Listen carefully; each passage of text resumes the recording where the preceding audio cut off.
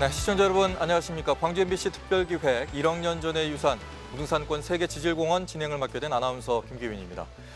유네스코가 무등산권 지질공원을 세계지질공원으로 지정을 한 지 2주년을 맞고 있습니다. 광주 MBC는 특별기획을 통해서 이 무등산권 세계지질공원이 갖고 있는 의미와 또 앞으로의 가치에 대해서 얘기를 나눠보도록 하겠습니다. 저희가 나와 있는 이곳은 화순서유리 공룡 화석지입니다.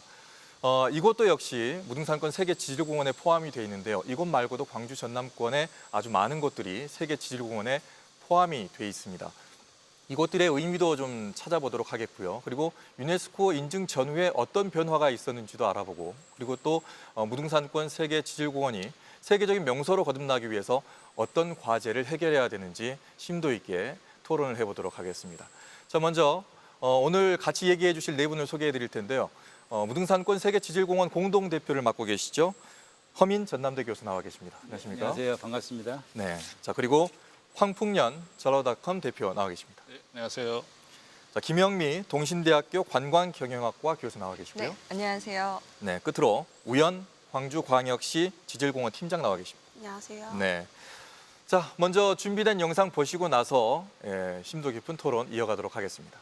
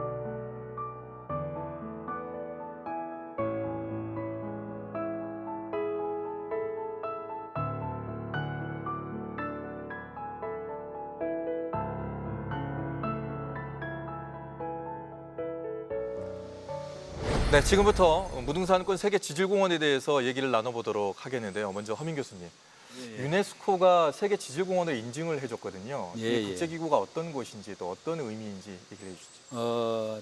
사실 유네스코는 우리가 크게 보면 정치적인 기구인 유엔하고 좀 대비가 되죠. 네. 물론 이제 유엔은 본부가 뉴욕에 있지만 그다음에 이제 유네스코는 파리에가 있을 정도로, 다시 한번 유네스코라는 그 말 그자 그대로 하면은 세계적인 교육, 과학, 문화의 기구의 총 집산지고, 전 세계적으로 우리가 이러한 유산들을 어떻게 보존하고 인류 대대로 넘겨주냐, 그에 대한 중요한 것을 이제 가지고 실사와 여러 검증을 거쳐 가지고 그걸 인증하는, 그리고 인증이 되면 전 세계에 함께 영원히 보존하는 아주 중요한 그런 역할을 하고 있는 것이죠. 사실 우리가 이제 이런 그 전문 기구를 각 나라마다 유치하려고 정말 노력합니다. 네. 그만큼 그 나라의 자부심과 위상에 대한 문제죠. 그래서 뭐 중국뿐만 아니라 많은 나라에서 왜 이런 국제 본부를 두려 하느냐, 결국은 그걸 가지고 세계인들과 함께 자기들 좀 중심 있게 보겠다 하는 측면이 있습니다. 예. 그 유네스코가 지정해준 세계지질공원의 그 상징성은 어마어마하게 크겠네요. 그렇죠. 뭐 저희들이 여러분이 뭐 가까이 이제 제주도가 요즘 뭐 여러 가지 코로나 때 그렇지만 아직도 제주도는 상당히 관광이 많이 간 이유 중 하나는 이미 2007년부터 제주도 유네스코 세계유산부터 세계지질공원 하면서 생물권 보존지역 3관왕이라고 이야기하잖아요. 네. 그게 정말 시너지가 컸습니다. 그래서 한 10년을 거쳐오면서 제주도가 전 세계인, 특히 중국인들한테, 일본인들한테는 관광의 요소로 자리매김을 한 거죠. 네. 꼭 비단 제주뿐만 아니라 여러분들이 다녀보시면 유럽의 뭐 어느 나라든 간에 대부분 유네스코 지정한 기관이잖아요. 그래서 그만큼 자긍심도 우러나고 또 그 나라 사람들의 자긍심과 함께 자기들 것을 보여주면서 세계인이 오니까 자기들이 그만큼 또 경제도 발달되고 아무튼 여러 가지로 뭐 말할 수 없는 엄청난 일입니다. 네. 무등산권은 국가지질공원이기도 하고 또 세계지질공원이기도 하거든요. 이 두 개의 차이점은 또 어떤 게 있을까요? 말 그대로 국가지질공원은 우리나라에서 인정한 지질공원이고 이걸 이제 더 넓혀서 이제 세계지질공원은 또 세계가 인정하는 여기는 다른 차원이 있습니다. 저희들이 국가지질을 거쳐서 세계지질공원을 가는 과정에서 우리 무등산권이 한 8년이 걸렸습니다. 네. 이 책이 이제 저희들이 8년 동안 지나온 과정에 대한 백서입니다. 네. 이거 영어로 돼 있지만 국문도 만들었고 주로 우리 우연 팀장 중심에서 많이 만들었죠. 네. 여기 안에 보면 사진과 모든 글들이 그동안의 8년 동안의 세월의 어떤 그 과정들이 묻어 있습니다. 네. 그만큼 되게 어려운 거죠. 우현 팀장님께도 질문을 좀 드려봐야 될 것 같습니다. 저는 여기 지금 화순 서유리 공룡 발자국 화석지를 처음 와봤거든요. 여기 좀 둘러봤는데 네. 공룡 발자국이 엄청나게 많더라고요. 네. 충분히 뭐 교과서적으로나 학술적으로 엄청난 가치가 있을 것 같은데 이런 것들이 네. 포함된 곳이 광주 전남에 여러 군데가 있는 걸로 알고 있습니다. 네네. 예, 소개를 좀 해주시죠. 저희 무등산권 유네스코 세계 지질공원의 이제 대표성을 띌 수 있는 이제 너무 다양한 유산들이 많지만 대표성을 띌 수 있는 명소, 이제 지질학적으로 가치를 갖는 20개의 명소와 그 외에 이제 무등산권만의 그 색채가 짙은 뭐 역사, 문화, 네. 뭐 고고, 생태, 심지어는 이제 우리 사람들의 그런 문화인 그런 무형 유산까지 전부 아우르고 있는 42개의 역사 문화 명소가 또 지정이 돼 있습니다.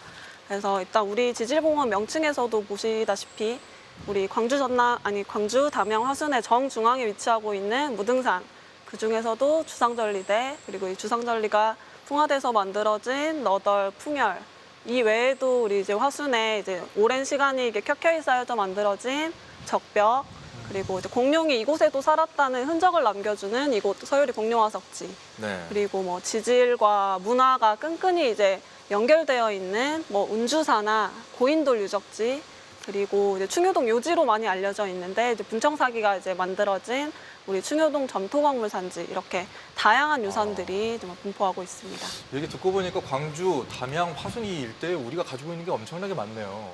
저는 특히 여기 와서 좀 놀랐는데 뒤에 있는 저 공룡 발자국 이 안반은 뭐 학술적으로 엄청난 가치가 있을 것 같습니다. 어떻습니까? 사실 이 지역에서 나온 논문이 세계 최초로 공룡의 가속도 이론을 만든 곳입니다.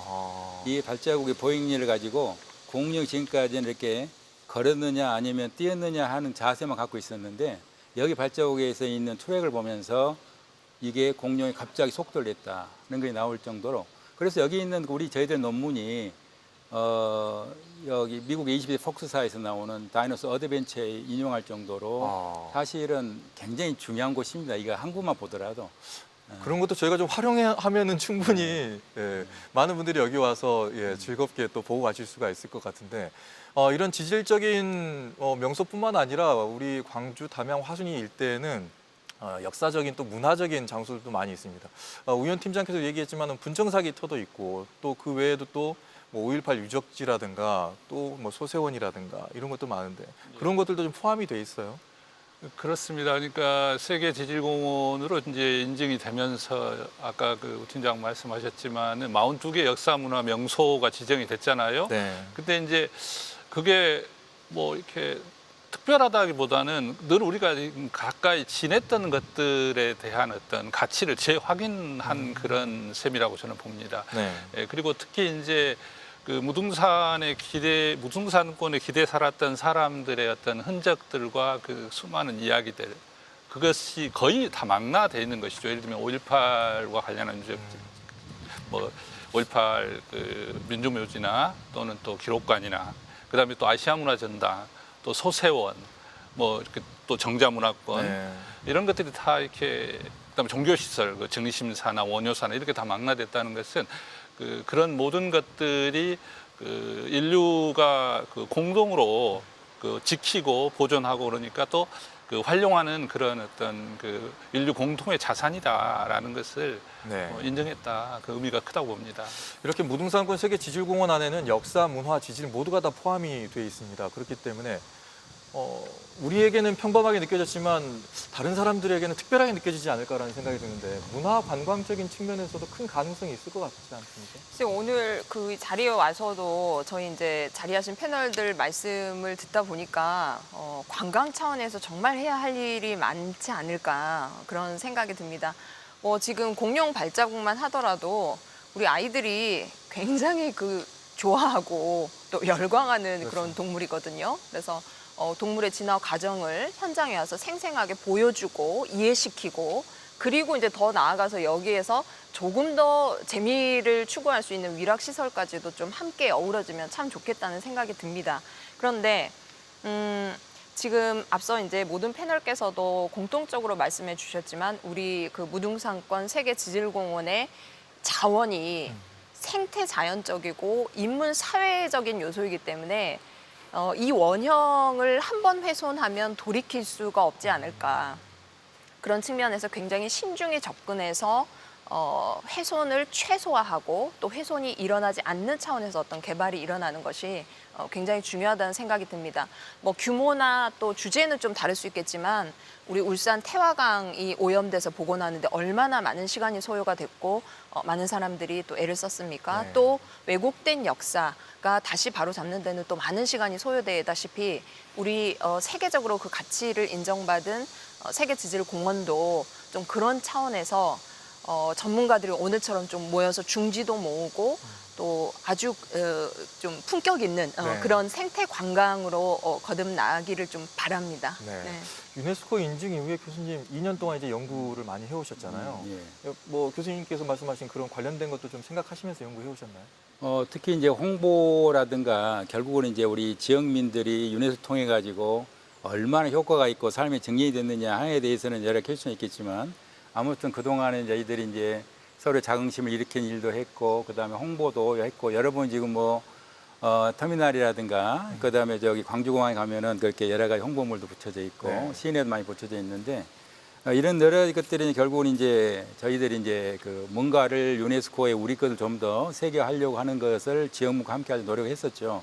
물론 작년에 저희들이 MBC 함께 했던 정말 그 유네스코 지오 마라톤은 네.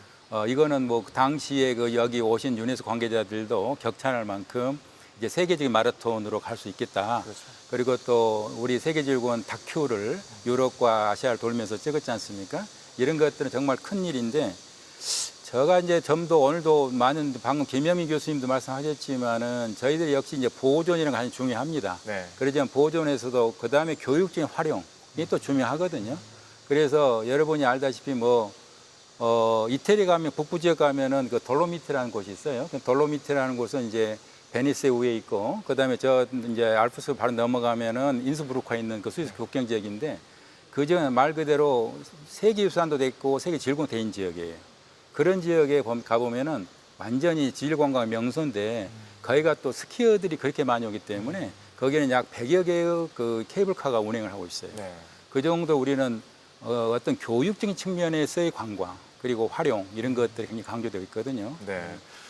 지난해였었죠. 이제 허민 교수님과도 이제 함께 했습니다만은 무등산권 지오 마라톤 대회는 뭐 전 세계적으로 없는 형태의 마라톤이었거든요. 그리고 세계 지질공원을 뛰었다는 것이 참가자들한테 너무나 많은 호평을 받았는데 그런 좋은 평가를 받으면서도 조금 더 널리 알렸으면 좋겠다. 이 홍보가 좀 필요하지 않나라는 생각이 드는데 어떤 홍보 대책을 좀 팀장님 가지고 계십니까? 네, 저희 허민 교수님께서도 말씀을 하셨지만 네. 저희가 인증 이후에 가장 주력했던 부분이 홍보입니다. 근데 저희가 홍보를 가장 먼저 시작을 했던 이유는 이 지질공원이라는 이 개념 자체가 실은 그 지역민들이 자발적으로 이 자연유산을 보존할 수 있는 그런 마음을 자긍심을 일으켜서 자발적으로 지질공원에 참여하게 하는 이제 그런 목적이 강합니다.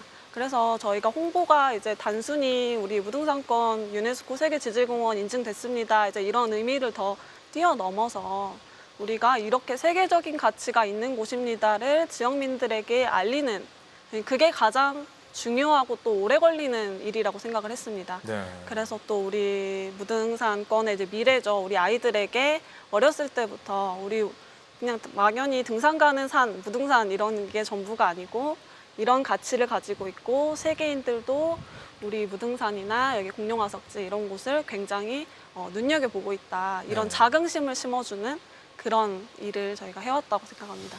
그렇게 하려면 어떻게 방법론적으로 좀 들어가 봐야 될지 모르겠어요.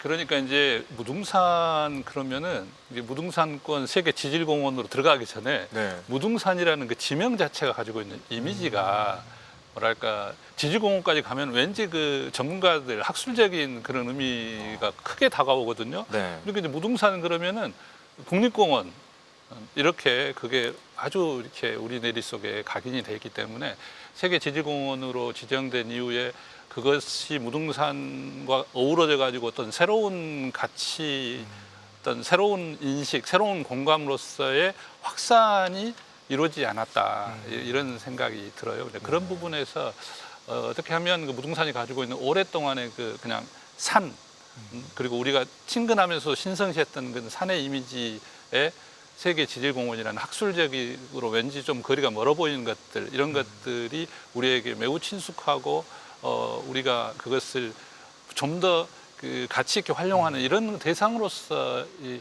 시민들에게 인식되는 거 그게 되게 중요할 것 같은데.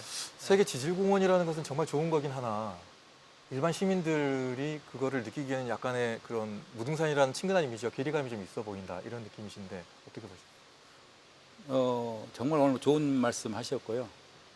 저도 그런 숙제를 우리가 어떻게 풀어야 될까?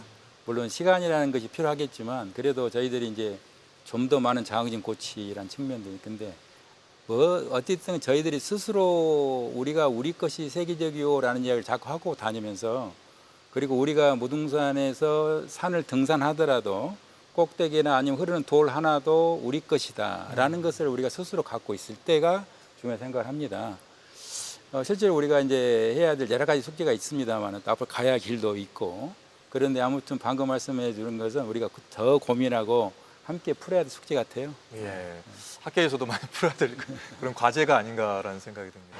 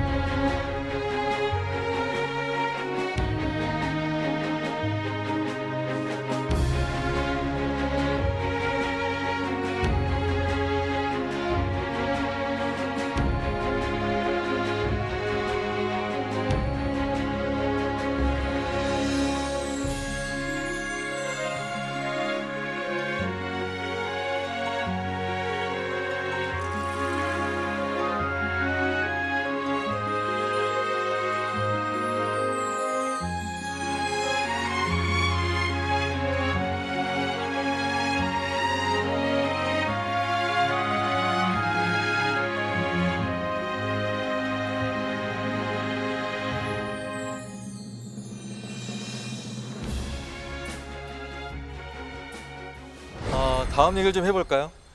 세계 지질공원으로 지정된 이 무등산권, 특히나 이 무등산 이렇게 좋은 산이 이렇게 큰 광역시급에 있는 경우는 좀 드물지 않습니까? 세계적으로 봤을 때도 어떻습니까? 전 세계 147개의 세계 지질공원이 있습니다. 네네. 그 가운데 지질공원은 대부분 다 이런 자연, 이렇게 내추럴 속에 많이 들어있거든요.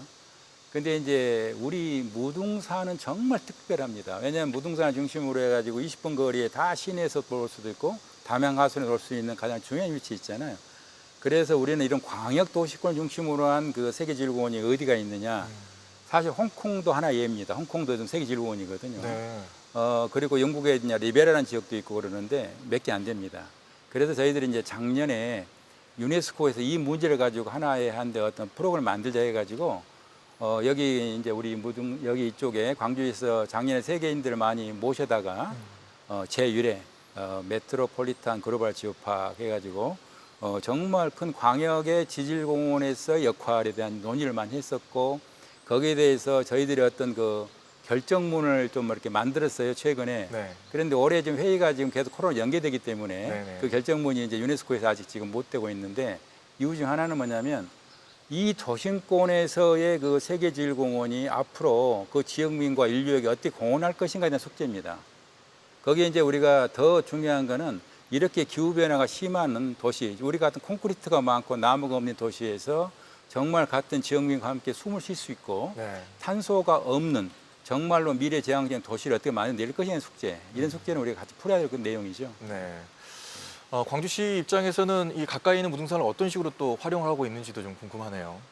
저희는 일단 이렇게 말씀해주셨다시피 대도시에 있는 지질공원이 많지 않아서 오히려 저희가 가지고 있는 강점을 살리고자 지금 노력을 많이 하고 있습니다.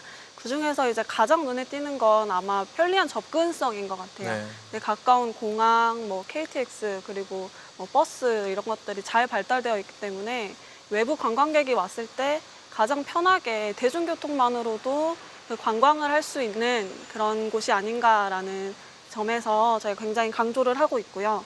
또한 또 저희 또 광주는 대도시다 보니까 그 많은 인구가 있습니다. 근데 이것은 반대로 뭘 뜻하냐면 교육이나 관광에 대한 수요가 많다는 걸 또 뜻합니다. 그래서 반대로 그래서 저희 지질공원의 파급 효과가 훨씬 클 수 있는 곳이다 이렇게 생각을 하고요. 또 전체적인 이제 지질공원이 아직 인지도가 많이 높지 않은데 이런 대도시가 지질공원에 참여함으로써 또 인지도를 넓히는데 공헌할 수 있지 않을까 네. 네, 그렇게 생각합니다. 이렇게 가까이 있다 보니까 그 지질 뭐 관광, 뭐 역사 문화 관광 충분한 가능성이 있거든요. 근데 폭발적으로 이렇게 늘어나는 것 같지는 않는 것 같아요. 제 개인적인 체감을 하고 있는데 어떤 문제가 있다 좀 보시죠. 좀 전에 이제 저희 우현 팀장님께서 접근성이 좋아서 네. 많이 찾을 수 있다라고 이제 말씀을 주셨는데 네.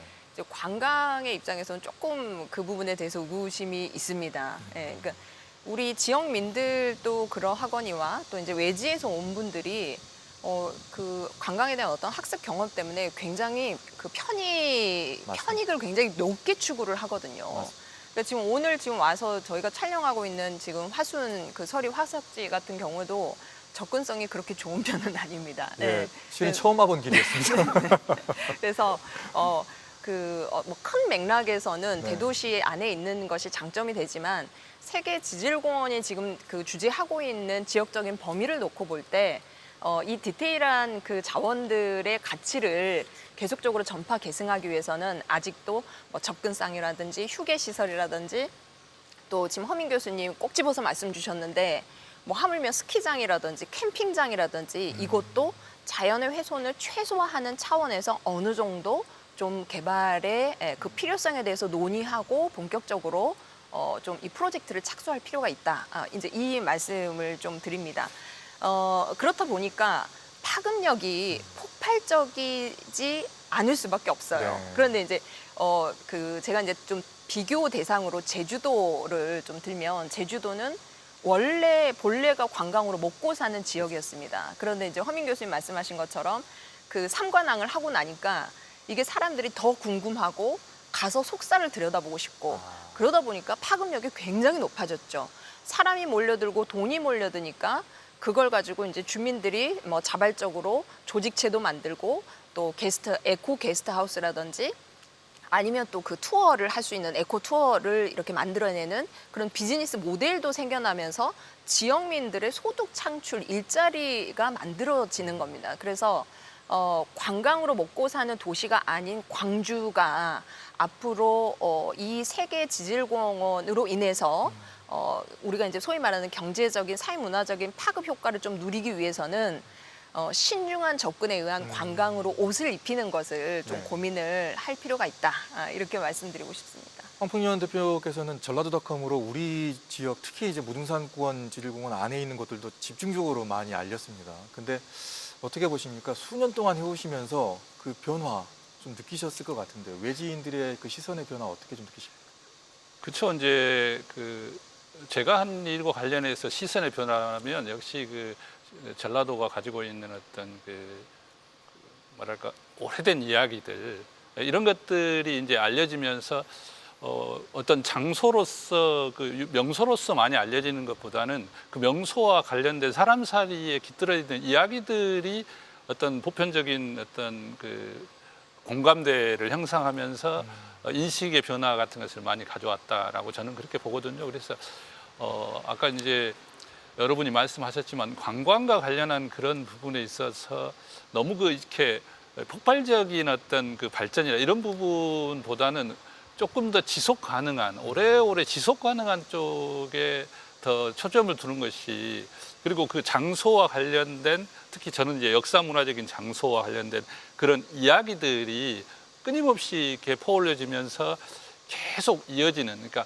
막 대규모로 와가지고 소비하는 그런 물론 그런 것을 말씀하는 것은 아니겠지만, 예를 들면 제주도 같은 경우에는 이제 그 동안에 그 제주도가 가지고 있는 자연 관광적인 요소와 그리고 또 역사 문화적인 명소 이런 것들이 어우러져 가지고 정말 그 끊임없이 그냥 폭발적인 그 관광지가 돼 있잖아요. 근데 제주 올레 같은 경우는 그야말로 그 대규모로 막 와가지고 소비하는 그런 어떤 행태에서 연중 끊임없이 와서 그 작은 그 속살까지 들여다보고 제주도 안에 있는 그런 사람살이 이야기들 다 들여다보고 공감하는 그런 지속 가능한 어떤 모델 같은 것이 돼 있다. 그래서 저도 이 무등산권 세계지질공원도 그런 두 가지 측면, 뭐 편의성을 좀 증진해 가지고 많은 사람들이 와서 즐기는 것도 또 한편으로 신중하게 접근해야 되겠지만, 또 다른 한편으로는 원래 우리가 가지고 있던 것들을 그 연결해서 지속 가능하게 이어갈 수 있는가 같이 고민해야 된다 생각합니다. 조금은 더디 가더라도 우리가 가지고 있는 것을 좀 잘 보존해서 조금 더 오래오래 가지고 갈 수 있고 향유할 수 있었으면 하는 바람이 아닌가라는 생각이 듭니다. 또 그 중에 하나가 또 주상절리대 얘기를 빼놓을 수가 없습니다. 지질학적으로 봤을 때 산 정상부에 이렇게 주상절리대가 이렇게 대규모로 있는 것은 보기 드물다면서요, 교수님? 사실 저희들이 가져야 할 가장 작은 것 중 하나가 전 세계 통틀어도 우리 무등산권에 있는 그 주상절리대가 세계 최대 규모라는 게 이미 이제 유네스코 인정을 했고, 그리고 많은 나라에 우리가 그 주상절리대 대부분 바다 쪽 있잖아요. 네. 근데 우리는 이제 산 정상에 있고 해발고도 700에서 거의 뭐 1187m가 있는 그 정도, 또 옆으로 봐서는 거의 11km 정도는 막대한 그 규모고, 지금은 이제 눈에 보이는 거 일부지만 이것들이 또 속에까지 한 400m가 들어가 있기 때문에 정말 갈수록 우리가 보존에 대한 중요한 의미를 갖고 있어요. 근데 이제 이런 것들이 결국 주상절리대 의미도 제약 중요한 거 있지만은, 방금 말씀드린 그 환경학적인 그 생태학적인 이야기를 곁들여 본다면, 결국은 지금 전 세계가 나가야 될 포스트 코로나 시대 이후에 어떤 그 그린 뉴딜이라든가 한국의 뉴딜에 대해서는 어떻게 보면 에코 뉴딜이 또 가야 되는 거예요. 그래서 저는 이 지질공원이 앞으로 가야 될 방향 중에 하나 큰 것도, 이렇게 우리 삶과 함께 자본주의의 시장을 반대하는 그 어떤 라이프적인 인간의 시대적인 것들이 함께 가는 그런 그린에 관계된 노멀 시대에 우리가 중요한 또 초점이지 않을까. 아무튼 학술적인 가치에 대해서는 여기 우리가 무등산을 중심으로 해서 그렇지만 화둔 담양에 있는 여러 가지 것들은 정말 내가 세계인들이 깜짝 놀라는 부분도 많고, 방금 말씀드린 대로 이제 더 숙제가 더 늘어났네요. 여기 계신 분들이 더 많이 풀어가지고 속살 끄집어내면 훨씬 나을 것 같습니다. 유래를 찾아볼 수 없는 그 주상절리대이기 때문에 제주도 같은 경우에 해안가로 가면 그냥 쉽게 볼 수가 있거든요. 근데 여기는 올라가야 된다는 거잖아요. 그럼에도 불구하고 주상절리대의 관광적인 가치는 좀 크다고 볼 수 있겠죠, 교수님? 네. 우선은 학술적인 연구 가치가 워낙에 크다 보니까 이것을 좀 활용해서 이제 관광 활용 가치도 좀 높일 수 있지 않겠냐, 이제 그런 생각이 드는데요. 글쎄 제 개인 의견입니다. 네. 아직은 지금 이제 모든 패널께서 말씀 주셨습니다. 갈 길이 먼 것 같고요. 다만 좀 잘 발달된 또 발전시킨 해외 사례를 보면 지속 가능한 관광 차원에서 이제 이렇게 접근을 해서 잘 만들어 놓은 거라고 생각이 듭니다만, 이제 이태리 사례도 말씀 주셨는데, 독일도 지오파크 세계 지질공원 이 개발에 좀 앞서고 있지요. 오덴발트 세계 지질공원 같은 경우에 지역민이 주도하고, 그리고 또 대중성도 확보하고, 또 굉장히 매력적인 곳을 만들어내는 곳으로 지금 좀 정평이 나 있고 벤치마킹하러 많이들 가시는데, 거기는 도시 안에 박물관이 있고, 또 이렇게 우리 지금 이제 세계 지질공원 초입에 또 방문자 센터에 또 박물관이 있고, 그러니까 계속 알리는 거죠. 예, 그리고 또 이해하고 보기 쉽고 즐기기 쉽도록 그렇게 전시관을 조성을 해놓고 또 이제 지질 전문 해설가 선생님들이 투어를 이렇게 시켜주시고, 예, 그리고 또 그 안에서 이제 뭐 아주 작은 거지만 이제 그 소장하고 기념할 수 있도록 또 이제 그 오덴발크에서 예, 광물을 기념품으로 또 판매도 하고 그 하나의 어떤 수익 모델이죠. 지금 이게 뭐 한 가지를 홍보해가지고 지금 해결될 일은 아닌 것 같습니다. 뭐 역사, 문화, 뭐 그리고 지질 이걸 다 뭐 버무려서 융복합시키는 어떤 아이템이 하나 나와줘야 되지 않나라는 생각이 들고요. 우리가 또 모르고 있는 장소 중에 또 매력적인 장소가 또 있을 것 같은데. 저는 이제 그 항상 그 이야기를 항상 주목을 하거든요. 장소에 얽힌 이야기를 주목하는데 우리 허민 교수님께서도 지금 천재에 대한 그 복원이나 그 스토리 특히 애정을 많이 갖고 계실 것 같은데 여기가 지금 1억 년의 어떤 자연의 역사라고 이야기하면 무등산권에서 되게 오래된 이야기, 대서사 같은 것은 천재에 얽힌 이야기가 아닐까 저는 생각해요. 그러니까 그것은 이제 단순히 그 권역에 사는 사람들이 산에 올라가서 하늘에 지사 지냈다는 거기에서 끝나는 게 아니라 그 신라 기록으로는 신라부터라고 돼 있는데 거기 그 광주 전남 특히 그 무등산 권역에 기대 사는 사람들이 천재를 지내기 위해서 그 공동체가 어떤 노력을 기울여 왔고 어떤 문화 예술을 구현해 왔고 그리고 그것이 하나로 이렇게 발현되는 곳이 천재였기 때문에 얼마나 오랫동안 이 지역의 대서사로서 이어왔을까 하는 그런 것들이 지금은 이제 서사가 사라진 시대에 우리가 잃어버린 굉장히 소중한 이야기가 천재 속에 깃들어있지 않나 이런 생각이 들어서 안타깝다는 생각이 들고요. 특히 이제 그것은 아무래도 일제강점기 시대에 그것을 훼손하고 장소조차도 조금 그 애매모호하게 만들고 이런 구석이 있기 때문에 무등산에 기대 사는 사람들의 어떤 연대감과 자존감 이런 것을 생각하면 저는 그 42개의 명소 가운데 천재에 대한 어떤 아쉬움과 그 이야기에 대한 복원 이런 것이 좀 절실하다. 그러면 더 볼거리들이 더 풍성해질 수 있을 것 같고요. 예. 이야기가 많이 계속해서 나오니까. 예.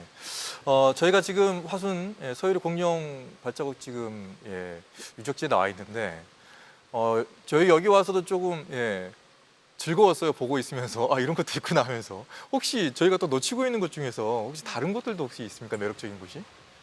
아니, 매력적인 곳이 이제 워낙에 많아서 네. 이미 이제 광주 전남의 이제 명소들은 너무나 유명해졌는데요. 제가 한 가지 이제 강조하고 싶은 게 한 2가지 정도가 있어요. 아까 교수님께서도 얘기하셨지만 그 이제 우리 무등산이 이렇게 유네스코 세계지질공원으로 인증받을 수 있었던 가장 1등 공신, 그 최대 규모를 자랑하는 지금 그 주상절리인데 그게 지금까지는 아마 시도민 분들한테는 규봉암 그 앞에 있는 사찰에 많이 집중이 되셨던 것 같아요. 네. 근데 이제 저희가 이제 지질공원 차원에서 가면 그 사찰 뒤에 이제 어우러져 있는 거대한 이제 돌 기둥들을 더 이제 주목을 하거든요. 네. 그래서 그게 우리가 유네스코에서 가장 인정을 해준 부분이니 이제 한번 가시면 이제 이렇게 최대 이제 두께가 7m나 되는 뒤에 돌 기둥도 한번 같이 눈여겨봐 주셨으면 싶고요. 네. 한 가지만 또 짧게 더 얘기 드리면 우리 무등산 분청사기가 그 가지고 있는 가치에 비해서는 많이 좀 뭐랄까요, 많이 좀 덜 알려지고 네. 좀 그런 것 같아요. 실은 그 무등산의 그 거친 흙으로 만든 그 도자기를 만드느라 그 겉을 예쁘게 포장하기 위해서 백토로 이렇게 화장을 하듯이 이렇게 덮어서 만들어진 그 도자기가 분청사기거든요. 그래서 우리가 청자, 백자 그 사이에 있는 우리 무등산을 닮은 분청사기 이쪽도 좀 알아주셨으면 좋겠다 이런 생각을 합니다. 청자 백자 같은 경우는 어떤 가진 자의 그 어떤 네. 비싼 거의 그 의미지만 이 분청사기는 서민용으로 처처로 만들어졌다.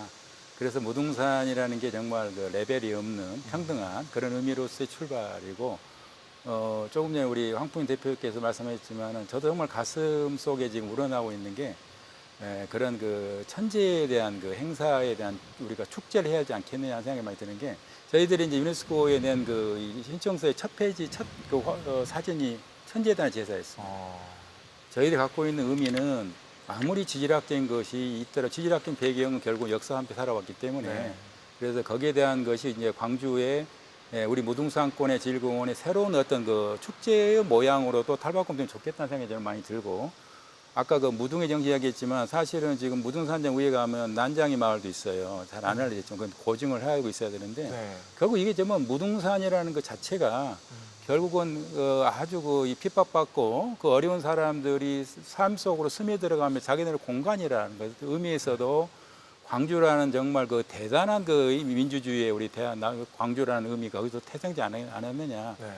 여론전형 봤을 때 오늘도 공부 많이 하고 있습니다만 저는 항상 공부를 하고 있어요. 근데 감사드리는데 담양에 가면 추월산이라는 곳도 우리가 이제 앞으로 예비 명소로 지금 이제 하고 있고, 담양 습지도 환경 변화를 일으킬 수 있는 우리 그런 것도 연구를 같이 하고 있고, 그래서 네. 더 많이 봐야 될 것 같아요. 예.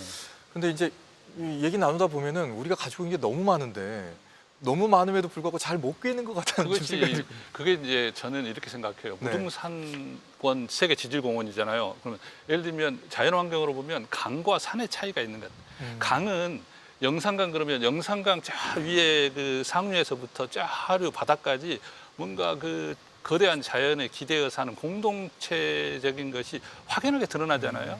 근데 산이라는 것은 이렇게 그 유역이 넓지만 그것이 이쪽은 해가 비치지만 이쪽은 비가 내리고, 그래서 그 동서남북 사방에 따라 산은 어떻게 보면 다양한 문화를 서로 삶을 일고 가는 그런 것들이 있지만 그 끈끈한 어떤 공동체적인 어떤 그런 것을 갖기는 쉽지 않다. 그래서 그런 부분에서 저는 지금 그 세계 지질공원으로 망라되어 있는 이런 그 여러 가지 역사 문화적인 명소들, 지질 명소 이런 것들을 우리가 매우 그 정밀하게 들여다보고 촘촘하게 서로 연결해주는 작업들, 그리고 또 그 여러 가지 테마로 그것을 좀 더 확장시켜서 광주 다음에 다른 곳까지 확장시켜서 꿰는 것, 네. 이런 작업들을 해줘야 된다고 생각하거든요. 예를 들면 그 담양 하면은 정자 문화권을 이야기하면 뭐 소세원 또 뭐 이렇게 시경정, 황벽당 쭉 이야기하지만 네. 결국은 그 화순, 지금 여기가 우리 화순인데 화순에 예를 들면 뭐 사평의 임대정이나 풍암장에 이렇게까지 의식이 확장이 안 돼 버리거든요. 그러면 그렇다 보면 결국은 탐진강변에 있는 정자나 이런 까지 연결이 안 돼요. 그래서 이 산이 품고 있는 그 많은 것들이 사실 산재되어 있고 분절되어 있는 게 속성인데 그것들을 아주 하여튼 그 정밀하게 들여다보고 하여튼 뭔가 촘촘하게 또 연결해주고 이런 작업들이 이제 앞으로 우리에게 남겨진 숙제가 아닐까 생각합니다. 행정적으로는 그런 거에 대한 고민을 많이 하셔야 될 것 같은데 어떻습니까? 지금은 어떻게 하고 계십니까? 네, 실제로 이제 황 대표님께서 말씀해 주셨다시피 저희도 고민하는 게 같습니다.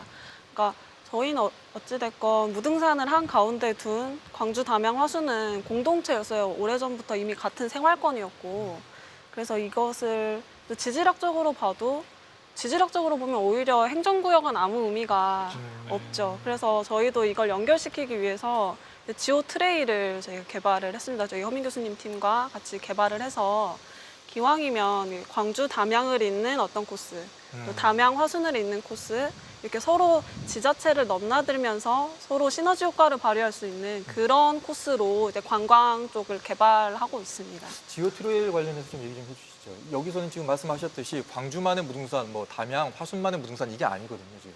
방금 말씀하셨듯이 1억 년 전에는 우리 행정구역이 없었습니다.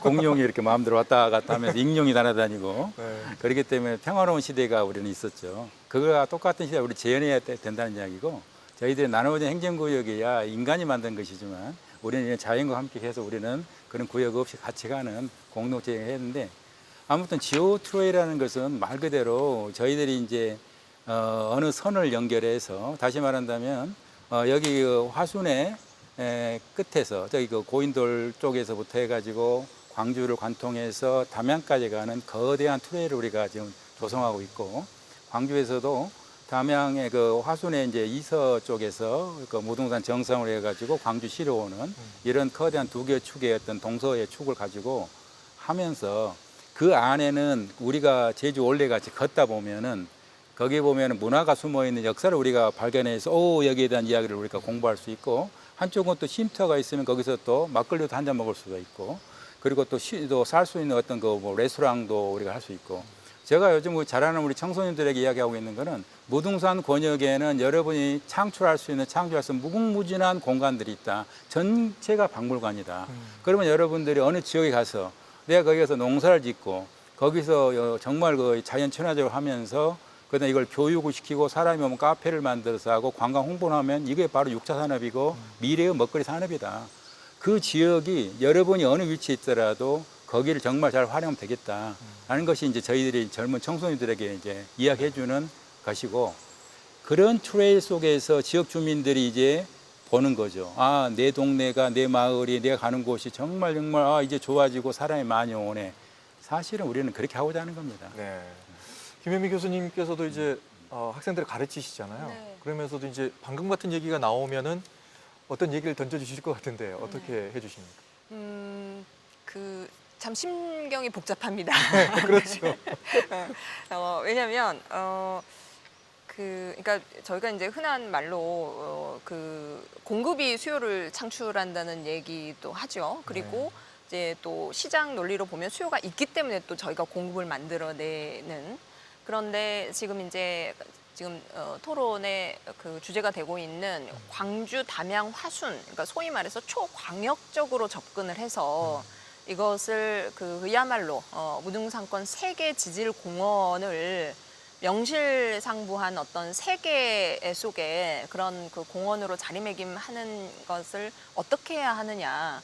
저는 정말 참 쉽지 않고 그 쉽지 않은 것을 지금 시도를 하신 분들이 계셔서 너무너무 감사하고 그리고 언젠가는 성과가 나타날 거라고 생각은 합니다만 이제 뭐 이런 게 있습니다. 우선은 여수순천, 우리 지역의 여수순천 사례를 보면 지금 여수순천은 코스화로 가지 말라 해도 거기는 이미 코스화가 돼버렸잖아요. 그렇게 가고 있죠. 네.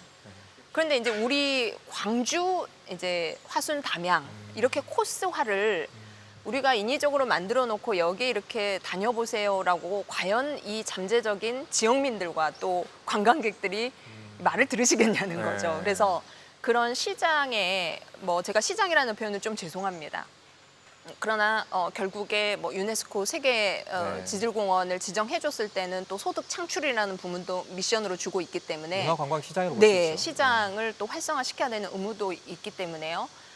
이 부분에 대해서 좀 시장 상황도 살펴보면서 저희가 이제 접근을 할 필요가 있고 청년들이 이쪽으로 와서 또 뭔가 그 활동을 하고 또 수익 모델을 만들어내서 정말 업으로 삼고 가기 위해서는 이건 뭐 지역 사회가 다 나서서 함께 관심을 가지고 심혈도 기울여 주시고 관에서는 더 많이 좀 투자도 공적 자금 투입해 주셔야 되고 민간에서도 이게 좀 나눠야 될 것 같아요. 예. 연대 의식으로 뭔가 이렇게 그 소위 말해 떡이나 빵이 있으면 이걸 청년들하고 나눌 그럴 어떤 좀 접근 방식으로 활성화 시켜 주시는 게 필요하지 않을까. 예, 제가 뭐 좀 그냥 뭐 개인적인 심정으로 이렇게 말씀을 이 자리에서 드립니다. 공감이 가는 내용이긴 합니다. 왜냐면은 그 문화관광시장이라든가 또 어떤 지질 뭐 공원 같은 경우에도 가서 보는 사람들은 어떻게 보면은 우리들이거든요. 우리들이 재밌고 가고 싶어야 하는데 인위적으로 만들어 놓은 곳에 가서 보세요 하면은 솔직히 재미가 떨어지는 건 사실이거든요. 예. 우리가 예를 들어서 아까 말한 지오 트레일에 우리 그 무등산 세계지질공원에 어떤 그 관련된 홍보 버스가 다닌다거나 지속적으로 결과적으로 사람들은 보고 있으면서 한번 타고 싶다는 그 뭔가를 우리가 유도할 수 있도록 투자를 하지 않으면 네. 그래서 저는 어느 곳에 집중적인 투자가 더 필요하다. 과감하게. 그걸 좀 우리 관료분들은 잘 이해를 해야 된다. 네. 아까 말씀드린 대로 광주 담양 화순이 내가 뭐 우리가 선위가 없습니다. 다시 말하면 우리는 하나입니다. 다만 이 거길 중심에서 우리는 누가 손해보고 누구는 뭐 우리는 위성이다 나는 원치 않아요. 네. 저는 이번 기회를 통해 가지고 지역이 하나 되는 걸 원하는 겁니다. 네. 그거를 신의를 높여서 같이 함께 사는 세상이 되지 않겠습니까? 그런데 이제 지질공원으로 지정이 된 지 이제 벌써 2주년 맞았거든요. 예, 이게 4년마다 재심사를 한다면서요. 그렇습니다. 예. 그러면 이제 시간이 별로 안 남은 거 아닙니까? 또 재심사 준비해야 되는 거 아닙니까?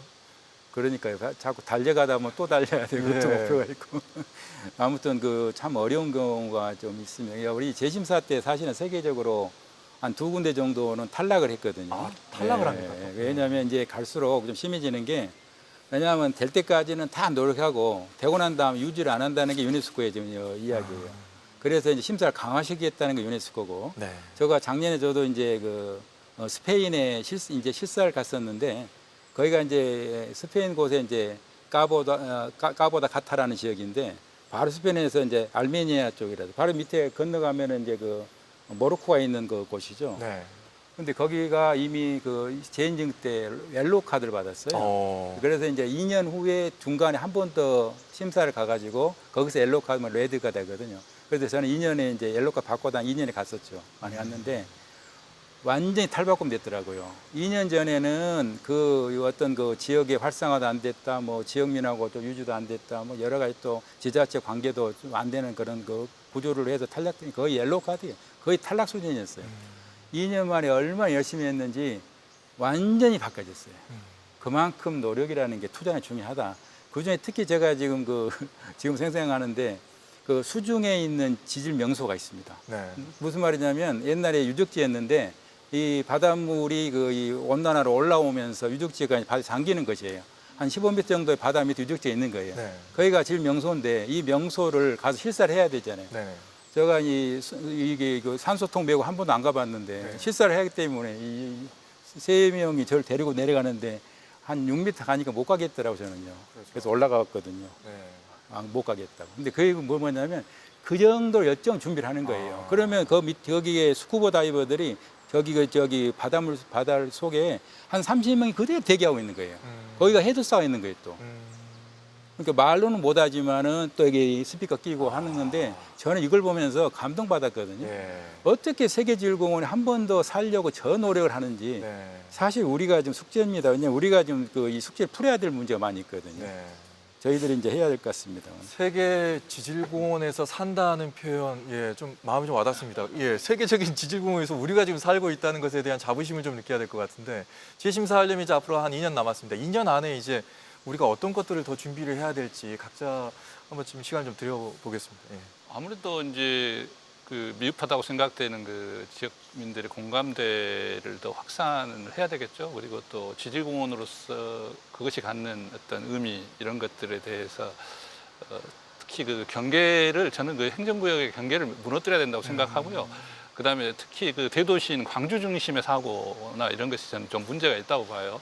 무등산을 전부 다 바라보고 있는, 그리고 저쪽은 그냥 뒤 이렇게 생각하는 그런, 저는 산은 보면은 뭐 그게 어디 앞뒤가 있는 게 아니잖아요. 네. 그래서 광주와 전남 가까이 있는 담양, 화순 이런 부분에 유기적인 협조가 필요하고, 한 가지 저는 꼭 말씀드리고 싶은 이야기가 있는데, 지금 역사 문화적인 측면에서 보면 그런 명소라는 것이 과거의 흔적이라고만 생각하기 쉽거든요. 네. 근데 거기에 저는 하나 덧붙이고 싶은 게, 무등산의 기대사는 자연마을에 대한 주목을 좀 했으면 좋겠다. 그래서 자연과 부대끼며 사는 자연마을 중에서 오래된 민속을 간직하고 있는 그런, 예를 들면 뭐 화순의 이서에 가까운 이서의 야사리 같은 경우에는 누대에 걸친 당산제를 지내는 그런 마을이거든요. 그런 자연마을의 가치를 좀 주목을 했으면 좋겠다. 그리고 또 뭐 그냥 화순만 해도 많이 있거든요. 한천의 농악을 품고 가는 곳,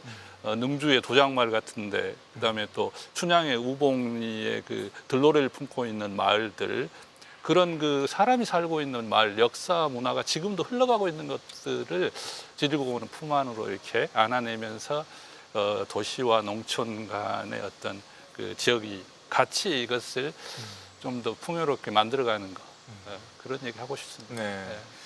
행정적으로도 어떤 준비를 좀 하셔야 될 것 같아요. 어떻습니까? 네, 제가 황 대표님 이야기하고 이제 연결이 되는데요. 네. 저희가 지역민들의 지금 참여가 가장 중요하다고 제가 계속 말씀을 드렸었는데, 그래서 저희는 우리 북구 석곡동에 청풍 지오빌리지라는 이제 원래 신촌 등촌 마을이 있습니다. 그래서 거기랑 이제 서로 자생해서 마을을 알리려는, 자생해서 외부 손님들을 이렇게 오게 하는 이제 그런 노력을 15년 전부터 계속 해오셨던 마을이 있어요. 근데 네. 그 뜻이 저희 지질공원과 잘 맞아서 우리 또 무등산 바로 자락 아래에 있는 마을이기도 하고요. 그 마을은 이제 자생하고 싶은 마음으로 뜻을 모아서 풍악 을 직접 연습을 하셔서 네. 나중에 팜파티나 이런 거를 주기적으로 개최하겠다 이제 이런 뜻을 보이셔서 저희가 지금 같이 협력해서 어떠한 관광 상품이나 이런 것들을 같이 만들도록 노력을 하고 있습니다. 이제 이런 것들이 결국에는 이제 저희가 세계 지질공원 이제 활성화되기 위해서는 지역민들이 참여할 수 있는 그 기회의 장을 좀 열어야 된다고 생각을 해요. 그래서 지금은 저희가 교육적인 부분에만 저희가 좀 집중을 하고 있는 부분이 있었는데 이제 우리 뭐 관광이나 또는 이제 우리 청년들 그 일자리 이런 사업들을 저희가 훨씬 좀 많이 폭을 넓혀서 지역민들이 직접 자발적으로 참여할 수 있는 그런 것을 만드는 것이 저희 행정기관의 이제 역할이라고 생각합니다. 네. 네. 교수님께서는 어떠세요? 네. 아무래도 뭐 저희들 크게 보면 두 가지죠. 뭐 네. 학술적인 가치, 그다음에 그 어떤 그 지역의 활용을 하고 있느냐, 두 가지 큰 초점에서 재인정이 이루어지는데, 학술적 가치는 좀 더 아까 새로운 지역에 대해서 더 연구해 가지고 조사를 했느냐, 그리고 이것들이 예비 명소로 갈 공산이 크냐 아냐에 대한 것은 지금까지 했던 세계적인 논문을 또 많이 만들어냈느냐에 또 차이가 있고 그러는데, 네. 활용은 방금 말씀드린 대로 우리가 해야 될 여러 가지 그 과거에 내준 숙제에 대해서 잘 풀었느냐, 지역민과 장 관계를 잘 가졌느냐, 그리고 이런 뭐 세계 시군이 뭉쳐가지고 한 그 구조적인, 그래서 이번에 이제 또 재단을 우리가 지금 만들고 있는 광주시와 담양 화순이 같이 무등산권 재단을 지금 만들고 거의 가시화되어 있거든요. 네. 이 모든 그 시너지가 결국은 뭐냐면 저희들이 정말 함께 잘 가기 위한 그런 것이기 때문에 저희들도 숙제를 열심히 해야 될 부분이고, 또 여러분들도 많은 거 숙제를 또 던져주시면서 네. 함께 고민하는 게 좋을 것 같아요. 네. 김혜영 교수님 남은 2년 동안 어떻게 해야 될까요? 이제 그 참 장작 8년이라는 시간이 걸려서 준비해서 이렇게 유네스코 인증을 받았는데 여차여차 해서 이 인증이 또 번복되는 그런 정말 그 최악의 상황은 절대 와서는 안 되리라고 생각을 합니다. 그 많은 분들 노력하고 계시는데 이 이제 방송 보시면 지역민들께서도 네. 함께 같이 고민해 주시고 지역 사회도 더 적극적으로 좀 지원이 이루어지기를 바라고, 그리고 이제 뭐 감히 좀 예측컨대 지금 무등산 같은 경우에 뭐 그 지역민들에게 생태 자연 가치가 굉장히 높았는데 이제 최근 코로나 사태 때문에요. 이게 지금 이제 그 심신을 치유하는 그런 공간으로도 분명히 각광을 받고도 남을 것 같습니다. 네. 그래서 이제 웰니스 가치까지 더해진다면 이곳은 그야말로 우리 광주 전남 통틀어서 좀 대표 선수로 뭐 관광 측면에서 또 학술 측면에서 좀 개발할 수 있는 그런 좀 고민을 더 이렇게 하면 좋겠습니다. 네. 저도 이번 휴가 때는 바로 무등산 올라갔거든요. 어디 갈 데가 별로 마땅치가 않은데 가장 편한 곳이 무등산이에요. 가서 한 바퀴 쭉 돌고 오면은 몸도 좋아지고 그런 느낌이 들어서 그 웰니스 얘기도 참 공감이 좀 갑니다. 자, 이제 프로그램 이제 마무리할 때가 됐습니다. 네 분께 짧게 마무리 발언을 할 수 있는 시간을 좀 드리겠습니다. 좀 말씀 못하셨던 거 간단히 좀 정리를 해주시죠. 먼저 우현 팀장님부터. 일단은 이렇게 좋은 기회로 이렇게 지질공원에 대해서 이렇게 또 이렇게 좋은 분들과 얘기할 수 있는 시간이 있어서 저희로서는 너무 그 영광인 그런 자리였습니다. 그래서 오랜 시간 동안 이렇게 아름답게 남아준 우리 자연 덕분에 저희는 그래도 8년이 걸렸지만 이 자연 덕분에 그리고 같이 살아오신 우리 지역민들 그리고 이런 자연들을 아껴주신 그런 마음들 덕분에 유네스코까지 올 수 있지 않았나 싶습니다. 근데 이것은 그냥 우리가 자격증, 그냥 뭐 지질 맛집, 뭐 문화 맛집 이렇게 인증받은 그 잠재력을 인증받은 이제 그 정도라고 생각합니다. 이제 이 다음 우리가 이제 전 세계적인 지질공원 본보기로 모델로 이제 성장하기 위해서는 우리 시도민 여러분들의 그런 그 노력, 참여, 관심 이게 많이 필요하니까 앞으로도 좀 많은 관심 부탁드립니다. 예, 황풍입니다. 요즘에 이제 그 코로나19 팬데믹 때문에 어디 여행도 못 가고 이제 멀리 동경하던 마음들을 다 접고 가까이 이렇게 가잖아요.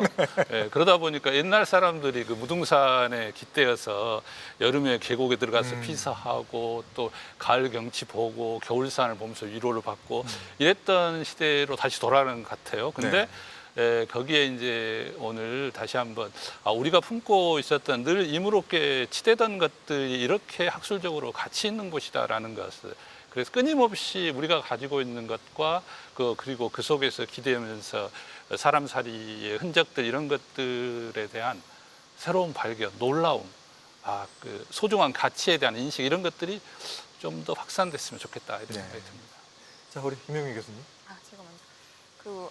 우선 뭐 이런 뜻깊은 자리에 불러주셔서 너무 감사드리고요. 그리고 저도 관광 지금 측면에서 뭔가 기여할 수 있는 부분들을 더 찾아서 노력을 하도록 하겠습니다. 고맙습니다. 자, 허민 교수님. 오늘도 또 배웠습니다. 네. 오늘 그 또 훌륭한 분들 또 세 분 모시고 정말 끊임이 없네요. 배움이라는 게 너무 감사드립니다. 오늘 좋은 말씀 많이 듣고 저도 많이 또 앞을 생각을 많이 해야 될 것 같고요. 어쨌든 간에 재인증이 다가오고 있고 저희들이 풀어야 할 숙제들도 있는데 사실 그 가운데 저희들이 가장 지금 그 좀 약간의 그 논의의 대상이 되고 있는 그 무등산 정상까지의 접근성 문제는 저희들이 좀 풀어야 될 숙제 같아요. 왜냐하면 인증을 해줄 때 어떤 조건이었거든요. 네. 다시 말한다 이거는 그냥 가서 우리가 어떤 가서 뭔가 훼손이 아니고 보존을 하면서 남녀노소 취약 아동 누구든지 갈 수 있는 교육의 장소란 말이죠. 네. 그게 하필이면 무등산 정상에 10군데가 제일 명소예요. 네. 그 장소까지 접근성 문제는 우리가 어떤 식으로 해결을 해야 된다라는 게 제 생각입니다. 예. 자, 말씀해주신 무등산에 대한 접근성과 미래적 가치에 대한 부분은 저희가 또 2부 순서로 또 마련을 해놨으니까요. 그때 또 심도 깊은 얘기를 나눠보도록 하겠습니다. 오늘 네 분 나와주셔서 감사합니다. 예. 감사합니다. 자, 광주 MBC 특별기획 1억 년 전의 유산 무등산권 세계지질공원 일부 함께 하셨습니다. 오늘 나온 얘기를 조금 종합해 보니까 몇 가지로 좀 정리가 되네요. 우리는 세계가 인정한 지질공원에서 살고 있습니다. 이 멋진 곳에 살고 있는 우리가 2년 후에 재평가를 받게 되는데 그때 지역민 여러분의 관심이 무조건 있어야 다시 재지정이 될 수 있다는 것도 알려드리겠고요. 또 우리가 가지고 있는 무등산에 대한 가치를 이 구역을 다 넘어서 무등산을 중심으로 우리가 다 뭉쳤으면 하는 바람입니다. 저희는 여기서 인사드리겠고요. 다음 시간 2부에 찾아뵙도록 하겠습니다. 시청해주신 여러분 고맙습니다. 고맙습니다.